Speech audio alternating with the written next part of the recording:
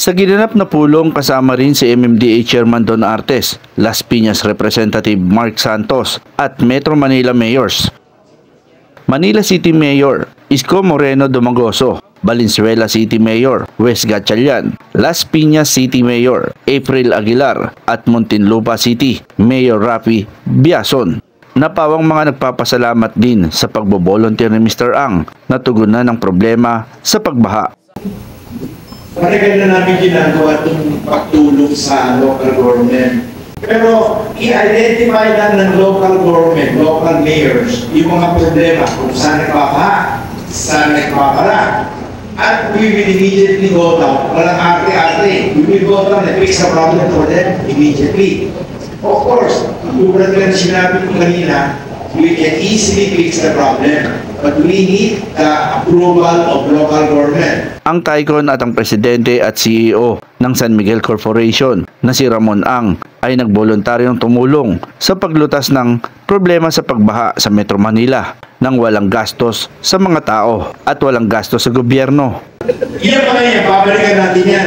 Tutulungan natin yung local government to identify the problem and to solve the problem at no cost to the government. Nagpasalamat naman si MMDA Chairman Attorney Don Artes kay San Miguel Corporation President and CEO Ramon S. Ang sa pagbobolunteer nito na resolbahin ang pagbaha sa Metro Manila nang walang gastos ang pamahalaan. Ayon kay Chairman Artes, ang inisyatibang ito ni Ang ay hindi sasalungat sa iba pang flood-related project ng ahensya gaya ng Metro Manila Flood Management Project kung saan nakatutok ang MMDA sa pagbabawas ng mga basurang umaabot sa mga dalawang tubig. Salamat kami po ay nagpapasalamat sa inyo po inisyatiba at pagmamalasakit. So, again, maraming salamat.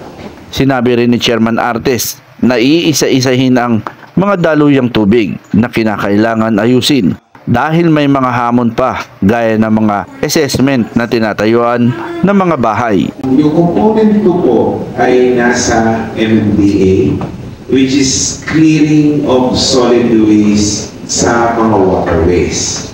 Ang third component po niyan ay yung pong relocation ng mga informal settlers sa waterways. Kaya po, kami nagko-coordinate para po siguro na wala rin pong magiging conflict yung gagawin po o inisyatibo ng San Miguel, Mr. Ramon Ang, doon po sa mga projects po na pinondohan ng World Bank. Mula sa Pasig City, ako si Bobby Patriarca, nagbabalita para sa Road News. Kaya tayo nandito today, it is through the effort of MMDA Chairman Artis. Siya yung nagsabi niyan, ibitahin ko yung mga mayors kung saan may maraming problema pa para immediately we will have a good cooperation so we can start fixing the problem. Kasi siyempre naman, si Chairman nagsabi, nanginginig pa ako, nandito ako kagad.